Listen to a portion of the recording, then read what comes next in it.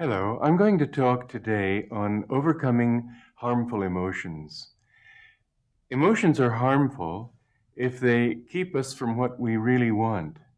Very often, jealousy destroys love. Very often, fear destroys the ability to succeed. All emotions, in a sense, are harmful if they upset the mind. And therefore, what we need to understand is that emotions themselves are upset or ruffled feeling.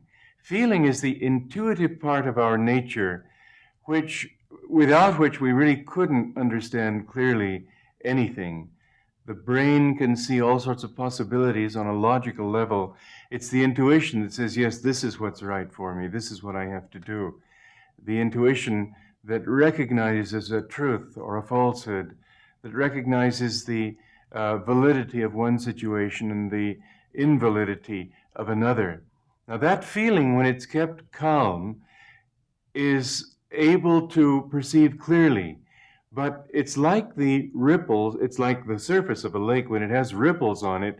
You don't see clearly the image of the moon up above. The emotions are the feeling quality in human nature with ripples in it. Emotions always relate to likes and dislikes, the attraction and disaffection. And what we want to do, first of all, is overcome those emotions which are particularly harmful to us, and then learn how to control all emotions so that we can always direct them in the best way possible. Emotions are a tremendous aid if we use them in a focused way. But there again, that transcends the ordinary aspect of emotions and brings it into the level of feeling. It's been said, for example, that nothing great was ever performed without enthusiasm.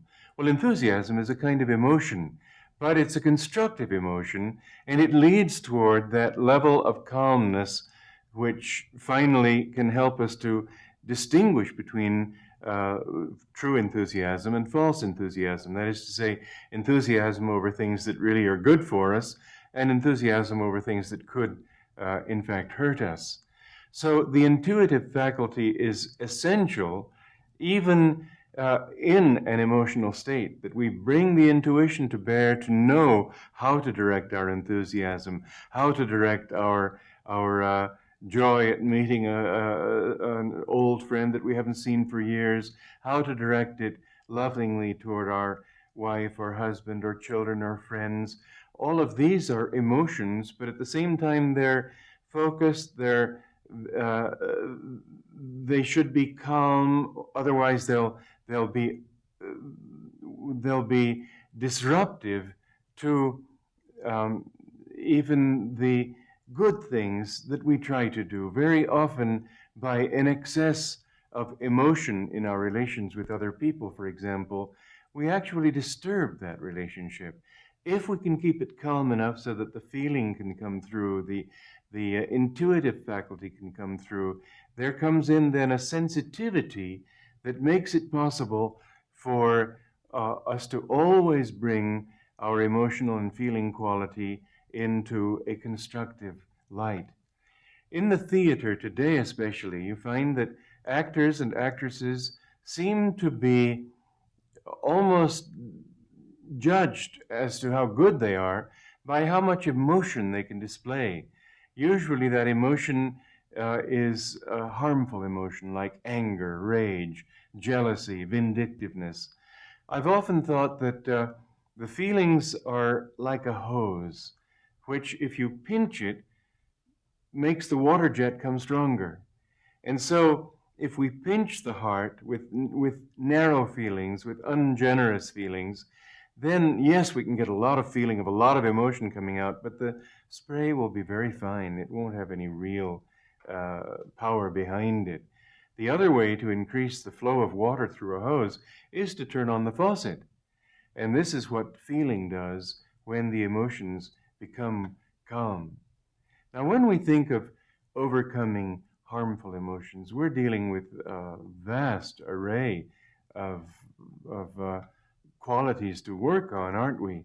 I've written a little book called Secrets of Overcoming Harmful Emotions, and in this little book, I deal with a large array of these things: cynicism, irritation, jealousy, self-pity, anxiety, conceit, greed, anger, doubt, fear of failure, fear of death, resentment, fearfulness in general, negativity, depression, loneliness, insecurity, bitterness, hurt feelings, feelings of guilt, discontentment, low self-esteem, discouragement, unkind thoughts, etc.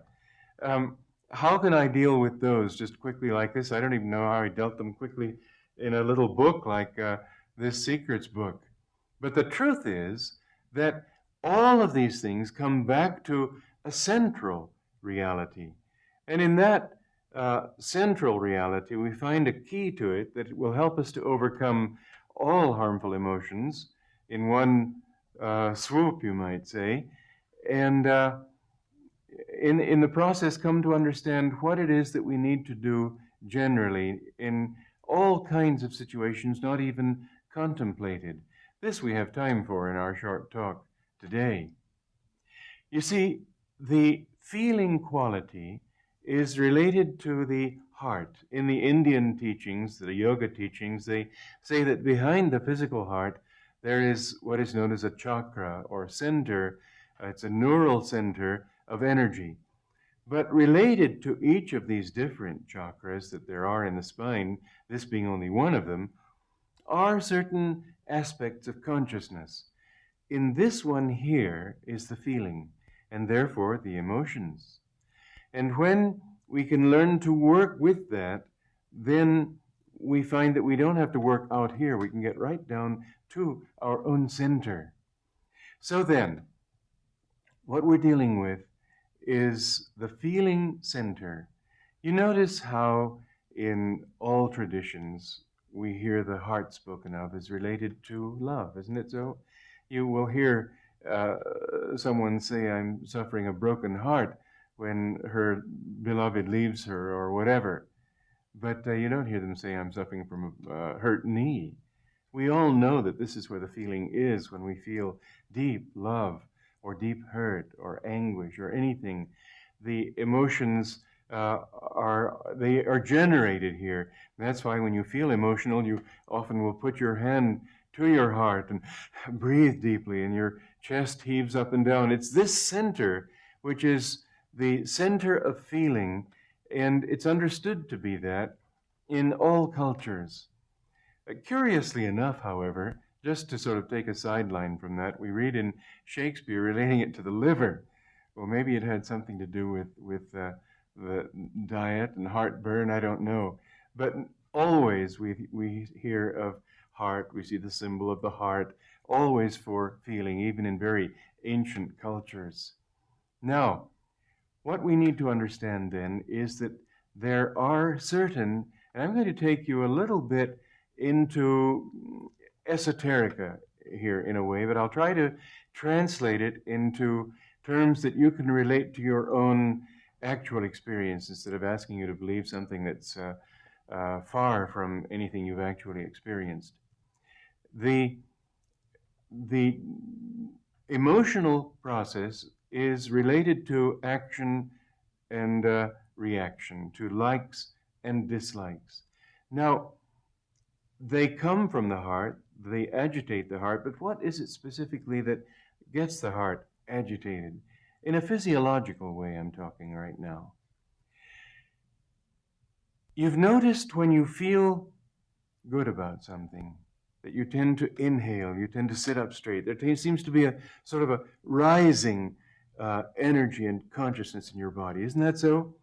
You will find people looking up when they feel good, looking down when they feel downcast. We even use words like that, descriptive of a rising emotion and a lowering emotion. And in fact, when I'm talking about harmful emotions, basically what I'm talking about is those emotions which bring the mind down, bring us into a low feeling, feeling depressed, feeling downcast, everything that relates to a downward movement of energy, because that takes the energy away from the brain, takes it away from the will, and renders us virtually incapable of doing things. People, for example, in a state of deep depression, just don't feel that they can do anything. They feel their will to be paralyzed. And whereas anger, being a negative emotion, still can generate willpower, to a large extent also it paralyzes willpower. People, unless they have their anger under some control, end up just sort of spluttering. Well, there is a relationship between this upward and downward feeling of energy and a movement of energy in the spine. It moves in the sympathetic nervous system. Here I'm taking you to a very ancient tradition in the science of yoga, which, as you probably know, comes from India. But whenever the energy rises in the spine, in what is known as the Ida nerve channel, there is a corresponding rising of consciousness. And you can tell this in all the ways that I've said. And whenever there is a descending movement in the spine, there is a downward movement of consciousness. These two need to be balanced. In the Bhagavad Gita, it said that you need to pour the pran, as the rising energy, into the apan, which is the descending, the apan into the pran, to balance the two out. And when these are balanced, then you can achieve enlightenment. Yoga has been described in the ancient treatises, this is in the Yoga Sutras of Patanjali, as the statement in Sanskrit is yogas chitta vritti nirod. Yoga is the neutralization of all the little vortices of feeling. You get your feeling desiring something, and it moves in a vortex also. So you've got two things going here, an upward and downward movement, and then vortices that bind that movement, hold it locked, committed to a particular line of desire until it's released, and then it can flow. But it's only when these all become neutralized that the mind becomes so still that it can reflect the highest realities and clearly understand any reality that is presented before it. You notice little children, they are much more emotional. They haven't nearly the control usually that adults have over their emotions. And perhaps I should add that some people are 50 and 60 and not yet adult. But anyway, we see it particularly in little children, that when they find something that they really like, they jump up and down. They just can't control this energy that's rising. Then when they feel unhappy and they're weeping about something, the energy is going down like that because it's so on the surface of their consciousness in their reaction to things, action, reaction. All of this is indicative of this ancient truth that was discovered by great sages, analyzing the consciousness of man and seeing how that consciousness operates in the body and how we can use the body also to bring harmony on that part of ourselves which is more difficult to observe, our thoughts, our feelings, the subtle inner side.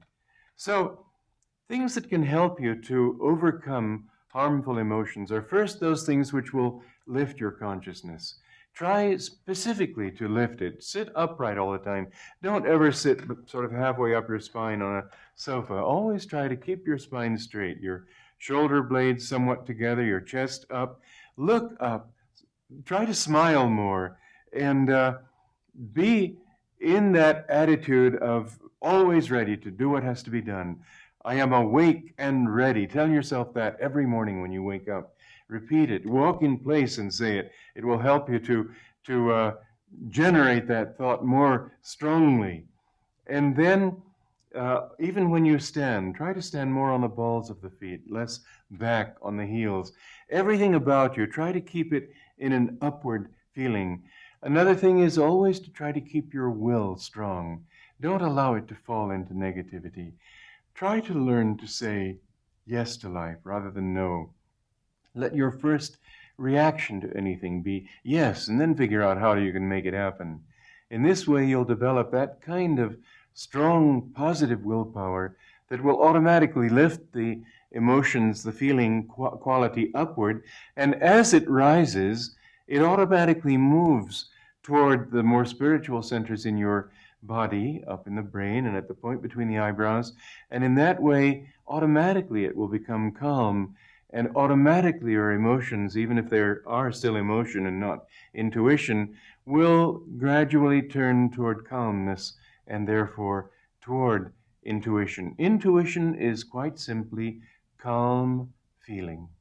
And when you can apply calm feeling to things, you can understand things even without having any rational reason for understanding it. You just know this is the way things are. I remember a couple that I saw in a car many years ago. One of them was married to somebody else, and they just happened to be talking, and I got the very clear intuition that they would end up being married together, and she would leave her husband. And it wasn't something I wanted to think, and I sort of pushed it out of my mind. I just thought I didn't want to. But for some time, several years after that, I kept thinking, why did I have such a clear feeling? It hasn't happened. But then suddenly it did happen, just as I'd known it would. And I remember somebody whose voice I heard on the radio once, and I didn't know who it was, and I'd never heard the voice of this person. It was Frank Laubach, whose book I loved, called Letters of a Modern Mystic. But as I heard his voice, I was about to turn it off because I was looking for some music. And I thought, wait a minute, that sounds like Frank Laubach. How could I know that it was he? But a few minutes later, the announcer said, you've been listening to the Reverend Frank Laubach. This is the intuitive quality that we all have when the feelings are calm and unprejudiced. Now, if you will take whatever feeling you get in your heart, if you get a harmful emotion, don't try to think your way through, because reason always follows feeling. So leave reason out of the picture. Don't try to understand. Try to redirect your energy. Then true understanding will come. And until then, you may even think you understand. It'll be a wrong understanding. You'll see things distortedly. So try first to calm the feeling in the heart. One way that can help you is to do some deep, slow breathing, bringing all the energy focused here. Then breathe in and direct that energy, because you see the upward and downward movement of energy in the spine are related to the breath. This is related to a great science of yoga known as Kriya Yoga, which I'm not going to be able to go into on these programs, but essentially it's related, it deals with the relationship between breath and this movement in the spine. You've noticed when you feel good about something, you don't only look up, feel an upward rising, you also inhale, don't you? And when you feel badly, you sigh, you exhale. The upward movement is related to inhalation, the downward to exhalation. So one thing you can do is inhale and feel that you're drawing all the energy up and focusing it at the point between the eyebrows and just burning away any negative emotion. And then when you exhale, feel that you are expelling all the negativity, all the downward feeling, just sort of taking those mental toxins, shoving them out of your system, throwing them out, and then become focused here and in that inner peace. You will find that this simple physiological, psychophysiological practice will help with any emotion that you may be dealing with, be it jealousy or anger or fear. Try to get calm first. Don't react quickly. It would be good even to leave the room if there's something there that's upsetting you. Do some deep breathing, calm your mind, direct your energy upward, then deal with it. When your energy's moving upward toward calmness, that's the safe time. Otherwise, the mouth is like a cannon, Yogananda used to say, and the words that we shoot out of it are like bullets that can destroy many things, friendships of lifelong standing, success, security. Everything in life can be ruined by harmful emotions, but by the same token, everything good can be achieved by directing those emotions in a positive way, and particularly toward the calm feeling that is intuition. Joy to you.